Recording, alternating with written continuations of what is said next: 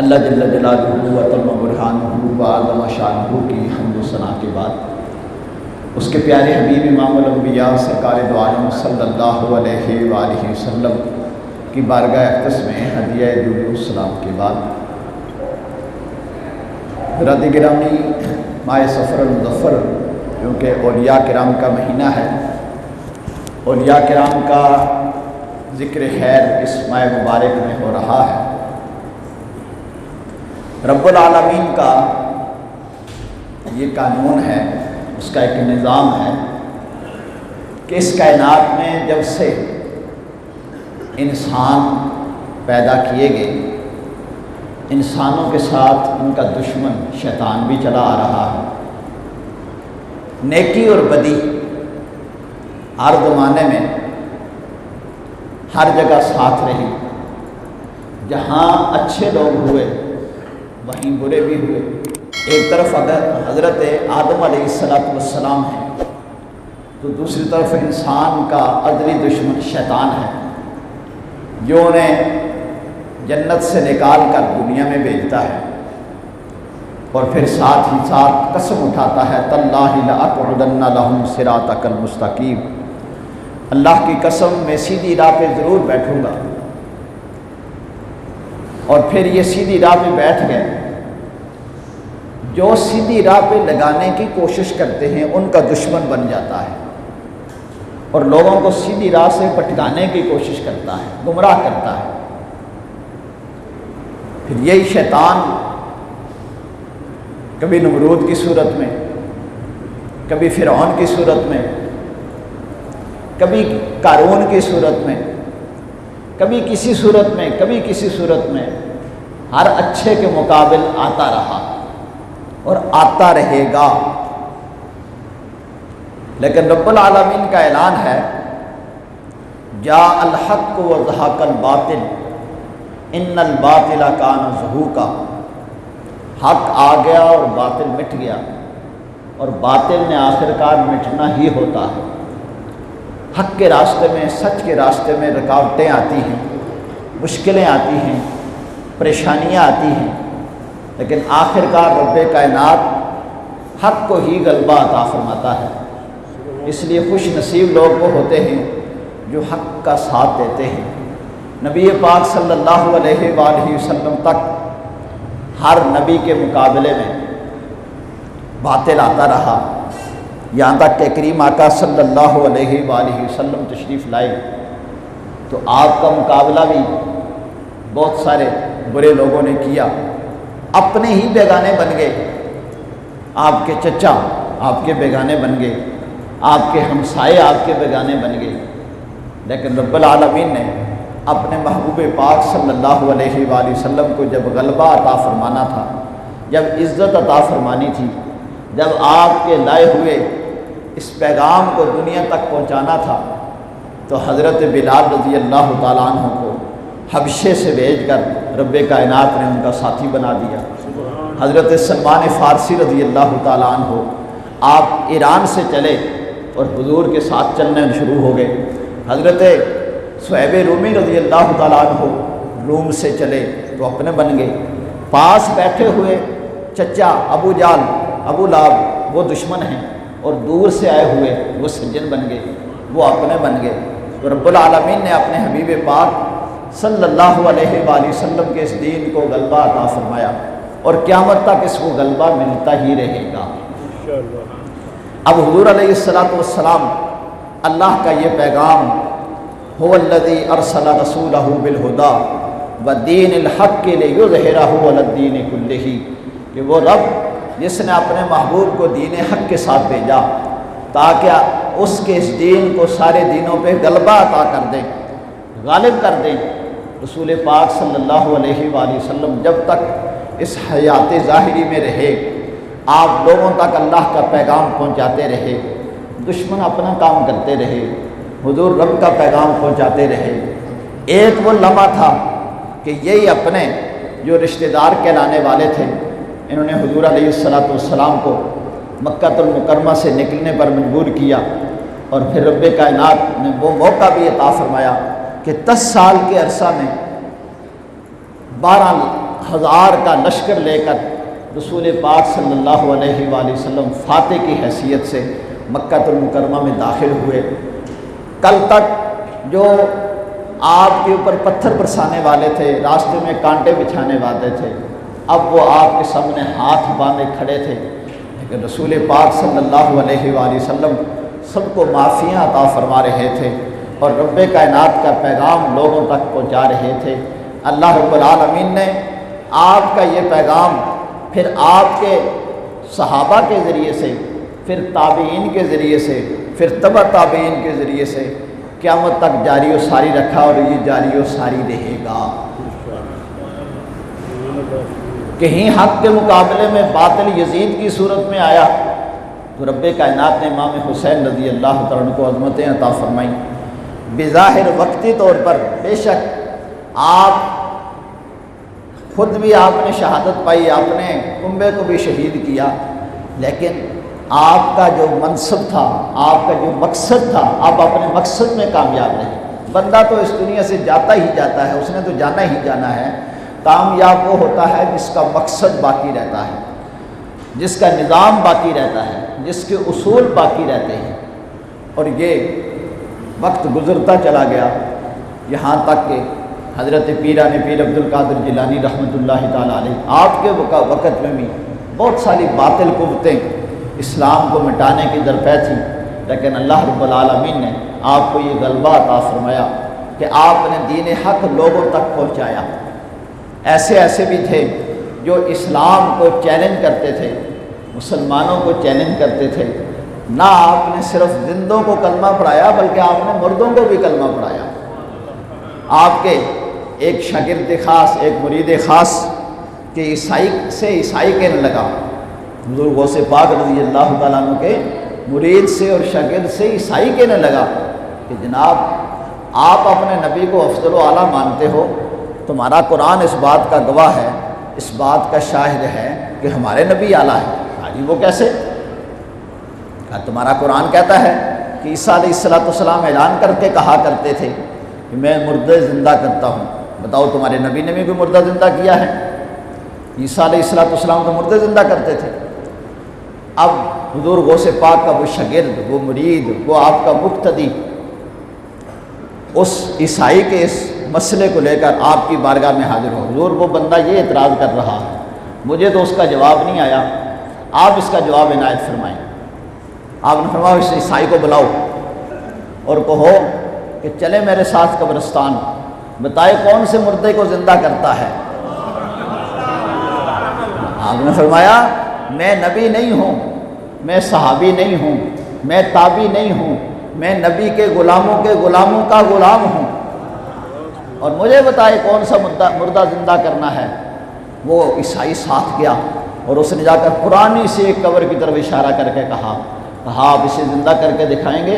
فرمایا میں زندہ کر کے کیا دکھاؤں، میں تو تجھے یہ بھی بتاؤں کہ یہ غیر مسلم تھا، یہ اٹھے گا تو کلمہ پڑھتا ہوا اٹھے گا، میرے آقا کا نام لیتا ہوا اٹھے گا۔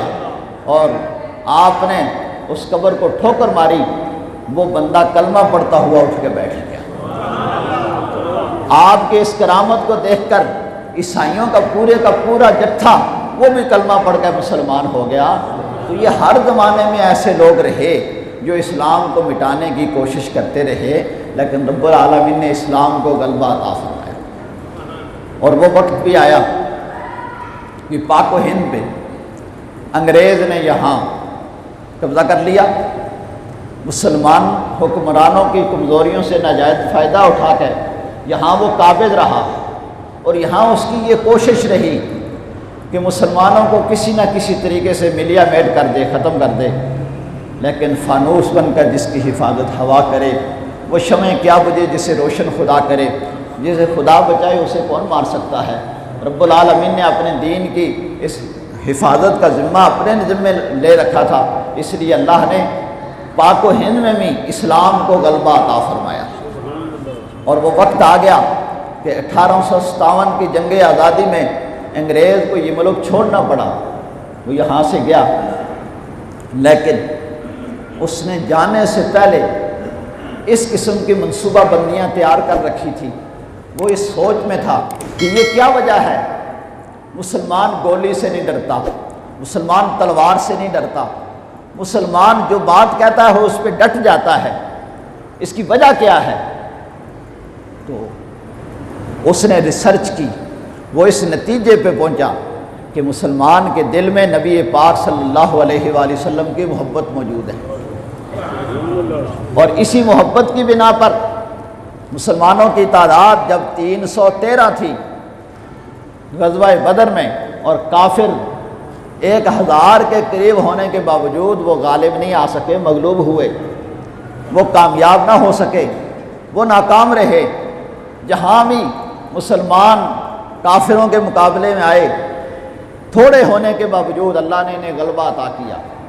کم من فئۃ قلیلۃ غلبت فئۃ کثیرۃ باذن اللہ، بے شمار موقع پہ ایسا ہوا، تھوڑا گروہ، تھوڑے ساز و سامان والے اللہ نے انہیں غلبہ عطا فرمایا۔ اس کی وجہ کیا تھی؟ ان کے پاس جذبہ ایمانی تھا، نبی پاک صلی اللہ علیہ وآلہ وسلم کی محبت ان کے دل میں تھی، اور محبت رسول ایک ایسا جذبہ ہے جو مسلمان کو دیواروں سے اور پتھروں سے ٹکرانے پہ بھی مجبور کرتا ہے، اور کہتا ہے کہ کچھ بھی نہیں ہے، تیرے پاس رسول پاک صلی اللہ علیہ وسلم کی محبت ہے، تو سب کچھ ہے۔ اور جس کے دل میں نبی پاک صلی اللہ علیہ وآلہ وسلم کی محبت ہوگی وہ موت کو اپنے لیے تحفہ سمجھے گا۔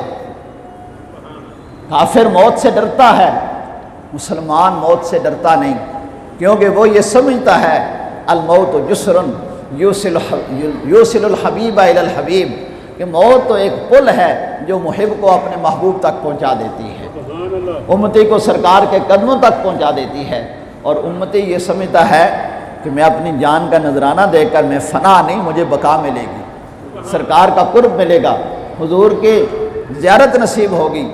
اس لیے انگریز نے یہ چاہا کہ مسلمانوں کے دلوں سے نبی پاک صلی اللہ علیہ وآلہ وسلم کی محبت کو نکال دیا جائے۔ اس کے لیے اس نے پھر مختلف منصوبہ بندیاں بنائی، مختلف اس نے سازشیں کی، کہیں قادیانی کو اس نے پروان چڑھایا، کہیں اس نے ایسے مادر پدر لوگ تیار کیے جو مسلمانوں کے ذہنوں میں یہ بات ڈالنے لگے کہ مسجدوں میں جا کر کیا کرو گے، نائٹ کلبوں میں جاؤ، وہاں کھیلا کرو، مسجد میں جا کے تمہیں کیا ملے گا۔ انہوں نے لوگوں کو مسجدوں سے دور کیا، ترقی کے نام پہ انہیں یہ بتایا کہ کھڑے ہو کر پیشاب کرنا، ننگے ہو کے پھرنا یہ بڑی ترقی ہے، اور مسلمان کو دین سے دور کرنے کی کوشش کی۔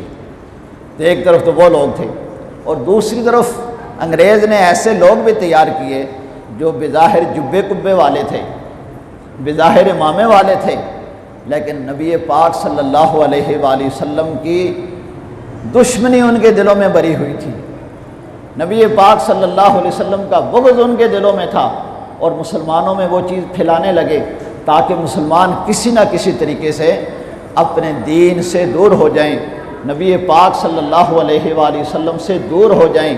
اور جب یہ حضور سے دور ہو جائیں گے تو انگریز نے سمجھا پھر ہمارے ہیں، پھر ہمارے غلام ہیں یہ، اور وہ اپنے منصوبہ بندی میں کچھ نہ کچھ کامیاب بھی رہا۔ اس نے ایسے لوگ تیار کر لیے، ایسے لوگ مسلمانوں میں ہوئے جنہوں نے کتابیں لکھیں اور اپنی کتابوں میں یہ باتیں لکھی کہ نعوذ باللہ نبی صلی اللہ علیہ وسلم مر کے مٹی میں خاک ہو گئے، نعوذ باللہ وہ ہمارے بڑے بھائی اور ہم ان کے چھوٹے بھائی ہیں، نعوذ باللہ وہ ہمارے کے عام انسانوں کی طرح ہیں، اس قسم کی باتیں لکھی۔ نعوذ باللہ ان کو حاضر ناظر نہ جانو، ان کے لیے علم غیب نہ مانو، ان کے لیے ایسا ہی علم ہے جتنا ہمارے پاس علم ہے، اس قسم کی باتیں انہوں نے اپنی کتابوں میں لکھی۔ اور اس دور میں رب کائنات نے ایک عظیم ہستی، اعلیٰ حضرت عظیم البرکت امام اہل سنت رحمۃ اللہ تعالیٰ علیہ کو پیدا فرمایا، کیونکہ رب العالمین کا یہ اعلان ہے کہ اللہ تبارک و تعالیٰ نے اپنے محبوب کے دین کو ہر موقع پہ غلبہ عطا فرمانا ہے، اور یہ غلبہ علماء کے ذریعے سے ہی اللہ عطا فرماتا ہے، صوفیاء کے ذریعے سے ہی اللہ عطا فرماتا ہے۔ چنانچہ 1856 میں اعلیٰ حضرت عظیم البرکت امام اہل سنت امام احمد رضا خان فاضل بریلوی رحمۃ اللہ تعالیٰ علیہ کی ولادت ہوئی، اور اللہ رب العالمین نے بچپن سے ہی ان کے اندر وہ صلاحیتیں رکھ دیں کہ جو عام بچوں میں نہیں ہوتی. اسی لیے تو لوگ آپ کو اعلیٰ حضرت کہتے ہیں. 4 سال کی عمر میں آپ نے ناظرہ قرآن پاک مکمل فرما لیا، اور 6 سال کی عمر میں آپ نے عید میلاد النبی کے موقع پر 2 گھنٹے تقریر فرمائی. ہمارا 6 سال کا بچہ مسجد میں آئے تو یہاں دوڑیں لگانا شروع کر دیتا. ہمیں کہنا پڑتا ہے جناب یہ 6 سال کا بچہ مسجد میں نہ لایا کرو، اسے شعور نہیں ہوتا. اور اعلیٰ حضرت عظیم البرکت امام اہل سنت امام احمد رضا خان فاضل بریلوی رحمۃ اللہ تعالیٰ علیہ نے 6 سال کی عمر میں باقاعدہ حضور کے شان و عظمت پہ 2 گھنٹے تقریر فرمائی. اللہ نے آپ کو وہ علم و فضل عطا فرمایا، اور حافظہ اللہ نے ایسا عطا فرمایا کہ آپ کو لوگ، چونکہ آپ سنت کے پابند تھے، سر پہ امامہ شریف رکھتے تھے، لباس آپ کی وضاحت علماء جیسی تھی، تو جدھر جاتے تھے لوگ آپ کو حافظ صاحب کہتے تھے. جس طرح ہمارے ہاں کوئی بندہ داڑھی رکھ لے اسے صوفی صاحب کہتے ہیں، مولوی صاحب کہتے ہیں، حافظ صاحب کہتے ہیں، قاری صاحب کہتے ہیں. تو اعلیٰ حضرت کو بھی لوگ حافظ صاحب کہتے ہیں. تو آپ نے اپنے دل میں سوچا لوگ مجھے حافظ کہتے ہیں، حالانکہ میں حافظ ہو نہیں ہوں، قرآن حفظ کیا نہیں ہے، میں مخلوق خدا کو سچائی کیوں نہ کر دکھاؤں. آپ نے ماہ رمضان المبارک آ گیا، ماہ رمضان المبارک میں مغرب سے عشاء کے درمیان آپ سپارہ دیکھتے تھے، عشاء وقت تراویحوں میں سنا دیتے تھے. اتنا اللہ نے آپ کو فہم و فراست عطا فرمائی تھی، اتنی اللہ نے آپ کو ذکاوت حس عطا فرمائی تھی، اور بچپن سے ہی اللہ رب العالمین نے آپ کے اندر تقوی رکھا تھا، پرہیزگاری رکھی تھی. آپ اپنی کلاس میں جاتے، استاد کو سلام کرتے السلام علیکم. ہمارے بچوں کو بھی چاہیے جب گھروں میں جائیں تو السلام علیکم کہیں. کیا کہنا ہے؟ یہ صرف بچے نہیں بڑے بھی کہیں. جب بھی بندہ گھر میں جائے، اگر گھر میں کوئی موجود ہو تو انہیں کہے السلام علیکم، اور ساتھ ہی سورہ اخلاص یعنی قل هو اللہ احد اگر ایک مرتبہ بھی پڑھ لے گا تو اللہ اس کے گھر سے تنگ دستی کو دور فرما دے گا، اللہ گھر میں خوشحالی عطا فرمائے گا. یہ سلام. اور اگر گھر میں کوئی نہ ہو تو پھر پڑھو الصلاۃ والسلام علیک یا رسول اللہ. کیا پڑھنا ہے؟ الصلاۃ والسلام علیک یا رسول اللہ. گھر میں کوئی نہ ہو تو یہ پڑھو، اگر گھر میں ہیں تو گھر والوں کو سلام کرو، اور اگر دونوں ہی ہو جائیں تو سبحان اللہ. اسی طرح جب آپ اپنے کلاس میں جائیں، استاد کے پاس جائیں تو سلام کریں، ہر چھوٹا بڑے کو سلام کریں. اور رسول پاک صلی اللہ علیہ وآلہ وسلم ارشاد فرمایا 2 مسلمان جب آپس میں ملتے ہیں تو ان کے درمیان 100 نیکیاں ہوتی ہیں. سلام کرنے والے کو اللہ 90 نیکیاں عطا فرماتا ہے، جو سلام میں پہل کرتا ہے. تو کرنا چاہیے. بہرحال اعلیٰ حضرت عظیم البرکت ابھی دوران طالب علمی ناظرہ پڑھنے کے لیے استاد کے پاس جاتے تو کہتے السلام علیکم. تو استاد صاحب شفقت سے فرماتے بیٹے جیتے رہو، بیٹھ جاؤ. تو آپ فرماتے استاد گرامی میرے سلام کا جواب جیتے رہو نہیں ہے، میرے سلام کا جواب وعلیکم السلام ورحمۃ اللہ ہے. اس طرح اپنی جو اللہ رب العالمین نے ذہنی انہیں فراست عطا فرمائی تھی اس کا اس طرح اظہار فرماتے. اور تقوی اور طہارت کا یہ عالم جب آپ نے روزہ رکھا، ابھی بالغ نہیں ہیں، نابالغی کی عمر ہے اور سخت گرمیوں کے دن ہیں.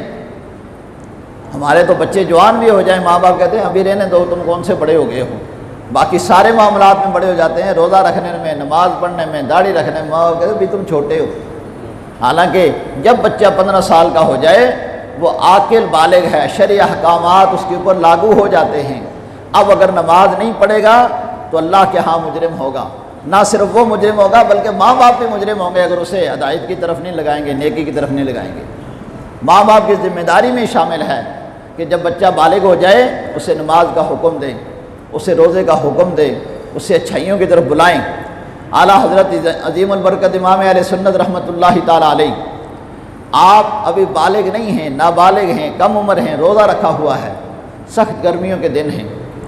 اب آپ کے والد گرامی کہنے لگے بچے آپ کا روزہ ہو گیا، جس طرح ہم چھوٹے بچوں کے بس ہو گیا آپ کا روزہ، آدھا دن گزر گیا، 2 گھنٹے گزر گئے، آپ کا روزہ ہو گیا. بچوں کا روزہ اتنا ہی ہوتا ہے میں دروازہ بند کر دیتا ہوں آپ کچھ کھا لیں. تو آپ نے فرمایا ابو جی دروازہ یہ آپ بند کر دیں گے، رب کائنات کا دروازہ تو کھلا ہوا ہے، وہ اللہ تو دیکھ رہا ہے. بچپن سے ہی اللہ رب العالمین نے آپ کے اندر یہ صلاحیتیں رکھی ہیں، تقوی، طہارت، پرہیزگاری سب اللہ نے آپ کے اندر موجود رکھی ہوئی. اور 13 سال 10 ماہ کی عمر جب آپ کی ہوئی، آپ درس نظامی جس کے اندر علم صرف، علم نحو، علم منطق، علم فلسفہ، علم بیان، علم معانی اور علم تفسیر اور اصول تفسیر، اصول فقہ، یہ سارے علوم پڑھائے جاتے ہیں۔ 13 سال کی عمر میں اللہ نے آپ کو سارے علوم عطا فرما دیے، اور یہ سارے علوم پڑھ کے آپ 13 سال کی عمر میں آپ نے سب سے پہلے فتویٰ لکھا۔ اور فتویٰ بھی کس بات میں؟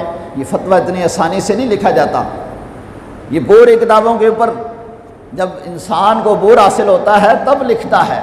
اور سوال آپ کے پاس یہ آیا کہ اگر کوئی خاتون بچے کے ناک میں دودھ ڈال دے تو کیا اس سے رضاعت ثابت ہوگی؟ رضاعت کا مطلب یہ ہے کہ یہ بچہ اس کا بیٹا بن جائے گا، اسے رضاعت عربی میں کہا جاتا ہے۔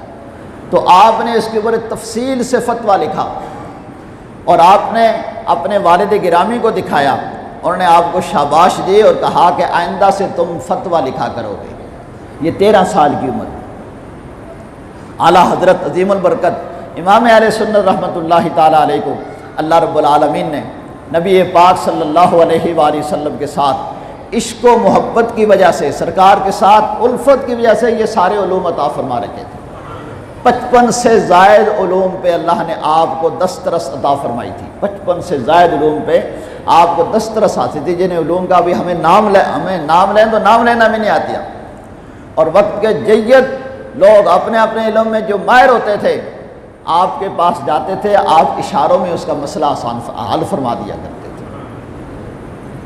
اللہ رب العالمین نے سب سے اہم چیز جو آپ کو عطا فرمائی، جو بندہ مومن کے لیے سب سے بڑا تحفہ ہے، وہ ہے نبی پاک صلی اللہ علیہ وآلہ وسلم کی محبت، حضور کا عشق۔ جس بندے کو یہ نصیب ہو جائے وہ کونین میں کامیاب و کامران ہوتا ہے، وہ خوش نصیب ہوتا ہے۔ اعلیٰ حضرت عظیم البرکت رحمۃ اللہ تعالیٰ علیہ کے سامنے یہ مسئلہ پیش کیا گیا کہ کیا ہمارے نبی صلی اللہ علیہ وآلہ وسلم سارے نبیوں سے اعلیٰ ہیں؟ تو آپ نے تجلی الیقین کے نام پہ باقاعدہ کتاب لکھی، اور نہ صرف کتاب لکھی بلکہ نظم کی صورت میں آپ نے لوگوں کو اعلان کر کے بتایا، سب سے اولیٰ ہو اعلیٰ، سب سے بالا ہو اعلیٰ، خلق سے اولیاء، اولیاء سے رسل، اور رسولوں سے اعلیٰ ہمارا نبی۔ آپ نے فرمایا اللہ کی اس کائنات میں اللہ کے ولی سب سے اعلیٰ ہیں، اور ولی، اب ولیوں میں تابعین، تبع تابعین، صحابہ کرام سبھی آگے، اور ولیوں سے اعلیٰ پھر رسول ہیں، اور سب رسولوں سے اعلیٰ ہمارا نبی۔ اور آپ نے کہا مجھ سے خدمت کے قدسی کہیں ہاں رضا۔ اعلیٰ حضرت عظیم البرکت امام اہل سنت رحمۃ اللہ تعالیٰ علیہ نے نبی پاک صلی اللہ علیہ وآلہ وسلم کی ایسی ثناخوانی کی کہ قیامت تک وہ ثناخوانی ہوتی رہے گی، آپ کو اس کا اجر و ثواب ملتا رہے گا۔ آپ نے 174 سے زائد سلام نبی پاک صلی اللہ علیہ وآلہ وسلم پہ پیش فرمایا، جو ہمارے یہاں جمعہ میں اکثر و بیشتر پڑھا جاتا ہے، اور ہم اکثر و بیشتر کیا بلکہ روزانہ ہر جمعے کو ہم پڑھتے ہیں، اور فجر کی نماز کے بعد بھی پڑھتے ہیں، جمعے کی نماز کے بعد بھی پڑھتے ہیں۔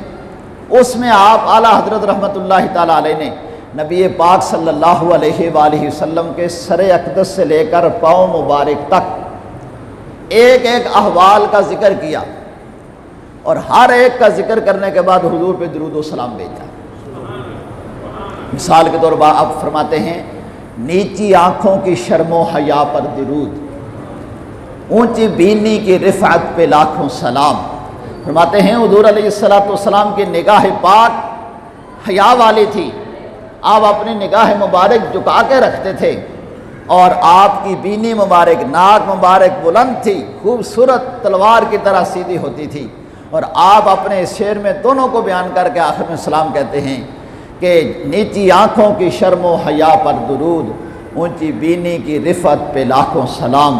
اور فرماتے ہیں پتلی پتلی گلے قدس کی پتیاں، کسی کے ہونٹوں کو تشبیہ دینی ہونا تو گلاب کی پتیوں کے ساتھ تشبیہ دیتے، کہتے یار فلاں کے ہونٹ بڑے پتلے اور خوبصورت ہیں اور ایسے چمک رہے ہیں جس طرح گلاب کی پتیاں۔ اعلیٰ حضرت نے فرمایا گلاب کی پتیاں نہیں، گلے قدس کی پتیاں، پتلے پتلے گلے قدس کی پتیاں، ان لبوں کی نزاکت پہ لاکھوں سلام۔ اور فرماتے ہیں جن کے گچھے سے لچھے جڑے نور کے۔ اعلیٰ حضرت عظیم البرکت نے نبی پاک صلی اللہ علیہ وآلہ وسلم کے دندان مبارک کو جنتی انگوروں کے ساتھ تشبیہ دی کہ جس طرح انگور آپس میں ملے ہوئے چمک رہے ہوتے ہیں، سرکار کے دندان مبارک ایسے چمکتے تھے جس طرح جنتی ہیرے چمکتے ہیں، اور جب ان سے گفتگو فرماتے تھے تو ایسے لگتا تھا جس طرح نور کی شعائیں نکل رہی ہیں۔ فرماتے ہیں جن کے گچھے سے لچھے جڑے نور کے، ان ستاروں کی نزت پہ لاکھوں سلام۔ اور آپ فرماتے ہیں جن کی ہر بات وے یہ خدا، چشمہ علم و حکمت پہ لاکھوں سلام۔ کہ نبی پاک صلی اللہ علیہ وآلہ وسلم کی زبان مبارک سے جو بھی الفاظ نکلے وہ ما ینطق عن الہوا ان ہوا الا وحی یوحی، اپنی طرف سے کچھ نہیں کہتے تھے، وہی کہتے تھے جو مرضی خدا ہوتی تھی۔ اس لیے آپ کی گفتگو پہ بھی سلام بھیجتے ہیں۔ فرماتے ہیں کہ جن کی ہر بات وے یہ خدا، چشمہ علم و حکمت پہ لاکھوں سلام۔ اس لیے ہم اپنے دوست احباب سے کہتے ہیں جب بھی آپ سلام پڑھا کریں تو اعلیٰ حضرت کا سلام پڑھا کریں۔ اور اعلیٰ حضرت ان نبی پاک صلی اللہ علیہ وآلہ وسلم کی ولادت باسعادت سے لے کر اس دنیا سے رخصت ہونے تک تمام احوال کا ذکر کرتے ہیں، اور فرماتے ہیں پہلے سجدے پہ روز ازل سے درود۔ حضور دنیا میں تشریف لائے، سرکار دو عالم صلی اللہ علیہ وآلہ وسلم نے اپنی امت کی یاد میں سجدہ فرمایا اور دعا فرمائی، رب ہب لی امتی، اے اللہ میری امت مجھے عطا فرما دینا۔ تو اعلیٰ حضرت فرماتے ہیں پہلے سجدے پہ روز ازل سے درود، یادگاری امت پہ لاکھوں سلام۔ اور پھر آپ فرماتے ہیں الغرض ان کے ہر منہ پہ بے حد درود۔ منہ کا معنی ہوتا ہے بال۔ الغرض ان کے ہر منہ پہ بے حد درود، ان کی ہر خو و خصلت پہ لاکھوں سلام۔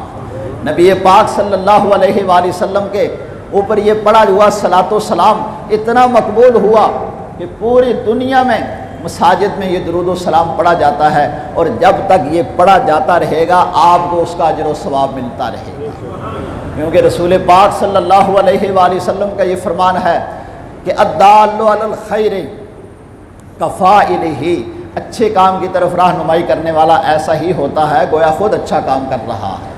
اور آپ سے پوچھا گیا کہ آپ کی کوئی خواہش، کوئی تمنا، فرمایا میری ایک تمنا یہ ہے کہ جب میں حشر میں اٹھوں تو مجھ سے خدمت کے قدسی کے ہیں ہاں رضا، مصطفیٰ جانے رحمت پہ لاکھوں سلام۔ فرماتے ہیں جب حشر کا دن ہوگا میں اٹھوں گا اور انبیاء کرام علیہ السلام سارے وہاں اکٹھے ہوں گے، سب میرے نبی کی تعریفیں کر رہے ہوں گے، سب کہہ رہے ہوں گے سب سے اولا ہو اعلیٰ ہمارا نبی۔ تو اس وقت فرشتے مجھ سے پوچھیں گے رضا تیری بھی کچھ چاہت ہے، تو بھی کچھ چاہتا ہے؟ تو میں کہوں گا مجھ سے خدمت کے قدسی کے ہیں ہاں رضا، مصطفیٰ جانے رحمت پہ لاکھوں سلام۔ میں حشر کے دن بھی حضور پہ درود و سلام پڑھ رہا ہوں گا۔ اس لیے رب کائنات نے شاہ فرمایا فَسَلَامٌ لَّكَ مِنْ أَصْحَابِ الْيَمِينِ، محبوب قیامت کے دن کچھ لوگ وہ ہوں گے جن کے نامہ اعمال ان کے بائیں ہاتھ میں ملیں گے، اور کچھ خوش نصیب وہ ہوں گے جن کے نامہ اعمال ان کے دائیں ہاتھ میں ملیں گے، اور وہ دائیں ہاتھ والوں کا کام کیا ہوگا؟ وہ آپ پہ درود و سلام پڑھ رہے ہوں گے۔ اعلیٰ حضرت فرماتے ہیں میں قیامت کے دن ان خوش نصیبوں میں ہوں گا کہ حضور پہ درود و سلام پڑھ رہا ہوں۔ اور اس لیے اعلیٰ حضرت عظیم البرکت رحمت اللہ تعالیٰ علیہ نے نبی پاک صلی اللہ علیہ وآلہ وسلم کے ساتھ سب سے زیادہ محبت کی، اور جو حضور کے ساتھ محبت کرتا ہے، حضور کا چرچا کرتا ہے، حضور کا ذکر کرتا ہے، اللہ اس کے ذکر کو باقی جاری اور ساری فرما دیتا ہے، کیونکہ یہ رب العالمین کا اعلان ہے وَرَفَعْنَا لَكَ ذِكْرَكَ، محبوب ہم نے آپ کے لیے آپ کے ذکر کو بلند کر دیا، اور جو اس بلند ذکر کے ساتھ لگ گیا اللہ اسے بھی بلندیاں عطا فرما دیتا ہے۔ اور پھر دیکھیں رب فرماتا ہے محبوب ہم نے آپ کے ذکر کو بلند کیا۔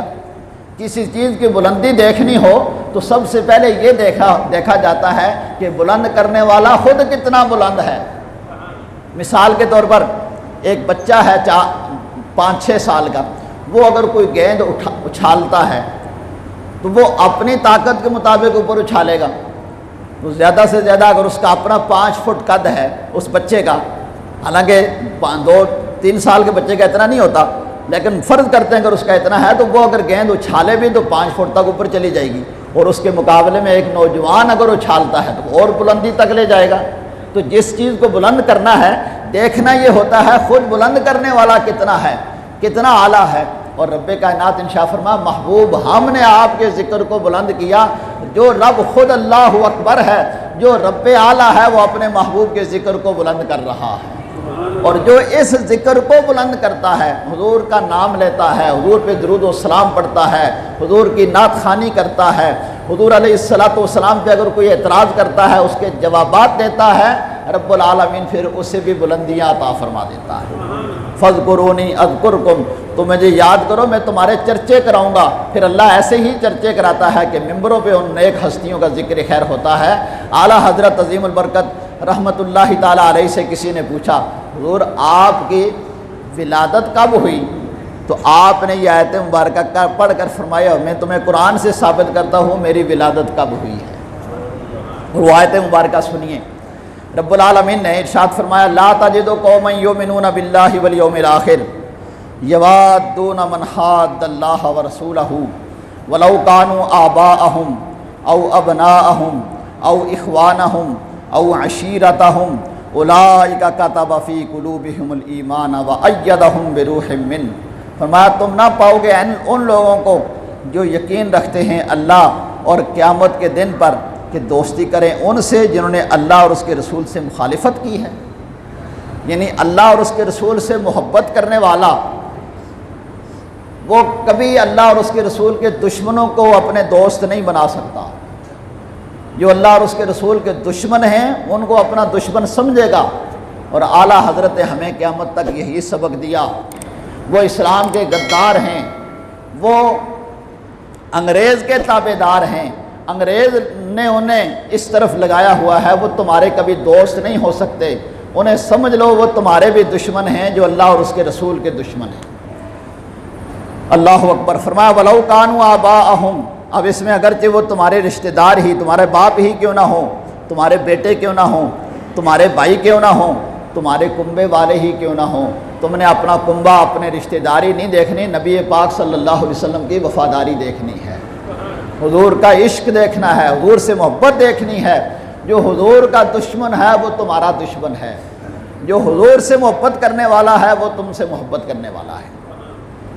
اور ایسے لوگ جو اللہ اور اس کے رسول سے محبت کرتے ہیں اور اللہ اور اس کے رسول کے دشمنوں کو اپنا دشمن سمجھتے ہیں، ان کے متعلق رب کائنات نے ارشاد فرمایا اولئک کتب فی قلوبہم الایمان، یہ وہ لوگ ہیں جن کے دلوں میں اللہ نے ایمان کو نقش فرما دیا ہے، اللہ نے ایمان ان کے دلوں میں لکھ دیا ہے۔ اعلیٰ حضرت فرماتے تھے کہ میرے دل کو چیرا جائے تو میرے دل میں یہ آیت مبارکہ موجود ہوگی کہ اللہ نے میرے دل میں اپنے محبوب پاک صلی اللہ علیہ وسلم کی محبت کی وجہ سے ایمان کو نقش فرما دیا ہے۔ اللہ اکبر۔ وَأَيَّدَهُمْ بِرُوحٍ مِّنْهُ، اور اپنی طرف کی روح سے ان کی مدد فرمائی۔ ایسے لوگوں کی مدد کے لیے اللہ جبرائیل امین کو نازل فرماتا ہے۔ اور آخر میں ان کا انعام کیا ہوگا؟ فرمایا وَيُدْخِلُهُمْ جَنَّاتٍ تَجْرِي مِن تَحْتِهَا الْأَنْهَارُ خَالِدِينَ فِيهَا، انہیں ایسے باغوں میں اللہ داخل فرمائے گا، ایسی جنت میں جس میں نہریں جاری ہوں گی اور وہ اس میں ہمیشہ ہمیشہ رہیں گے۔ رضی اللہ عنہم ورضوا عنہ، اللہ ان سے راضی اور وہ اللہ سے راضی۔ جو اللہ اور اس کے رسول سے محبت کرنے والے ہیں اللہ ان سے راضی ہے، اور اللہ جن سے راضی ہو جاتا ہے پھر کائنات میں اس کا چرچا کرا دیتا ہے۔ یہی وجہ ہے اعلیٰ حضرت عظیم البرکت امام اہل سنت رحمۃ اللہ تعالیٰ علیہ کا جب وقت وصال قریب آیا، ملک شام میں ایک اللہ کے ولی نے خواب دیکھا کہ نبی پاک صلی اللہ علیہ وآلہ وسلم اپنے صحابہ کرام کے ساتھ ایک شخص کا انتظار کر رہے ہیں۔ اب یہ خواب دیکھنے والا خوش نصیب پوچھتا ہے یا رسول اللہ صلی اللہ علیہ وسلم آپ کو کس کا انتظار ہے، آپ کس کا انتظار فرما رہے ہیں؟ تو رسول پاک صلی اللہ علیہ وسلم ارشاد فرماتے ہیں ہند میں احمد رضا آج فوت ہو گیا ہے، میں اس کا انتظار کر رہا ہوں۔ یہ اللہ نے اعلیٰ حضرت کو شان و شوکت عطا فرمائی کہ ساری زندگی یہ کہتے رہے سب سے اولا ہو اعلیٰ ہمارا نبی، سب سے بالا ہو اعلیٰ ہمارا نبی مصطفیٰ جان رحمت پہ لاکھوں سلام، شمع بزم ہدایت پہ لاکھوں سلام۔ تو اللہ نے انہیں یہ مرتبہ عطا فرمایا، جب دنیا سے گئے تو حضور ان کا استقبال کر رہے تھے۔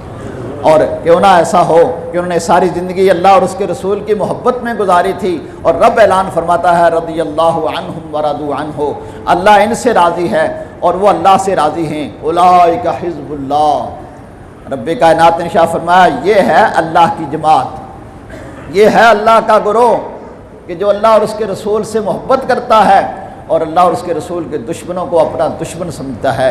اور رب کائنات نے فرمایا ان حزب اللہ هم المفلحون، سنو اللہ کی جماعت ہی کامیاب ہے، اور یہ اللہ کی جماعت جو اللہ اور اس کے رسول سے محبت کرنے والی ہے وہی کامیاب ہے اور کامران رہے گی۔